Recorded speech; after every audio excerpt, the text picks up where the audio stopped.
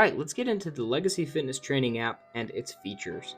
It's going to be important for you to know how to navigate the app, and if you have any questions, please let me know. These videos will be broken down in segments, so you'll be able to review them as needed. This is the main hub for the app. You'll be able to access this main hub if you press the rocket ship button at the bottom of the screen on the left. Here you're going to be able to see everything that you do each day, and you're going to be able to see your progress as the weeks go on. So first, we have our daily nutrition goal. That's where we're going to interface with a lot of things relating to nutrition. That's in red up at the top. We have the blue bubbles, which are our workouts or strength training program. And we have the yellow or orange bubbles that represent our daily habits and the habits that we're tracking together.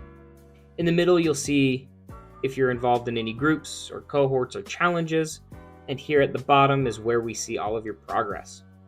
Now, as you integrate a wearable tracking device, the one that tracks your steps and that kind of thing, as well as the Fit Index body composition scale, you'll use those things and I'll be able to see in real time everything that you're doing.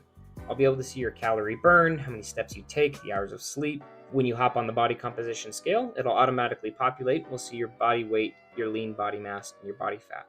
The only thing that you'll need to input on your own are the assessment photos. And as you can see, here's me just a few years ago.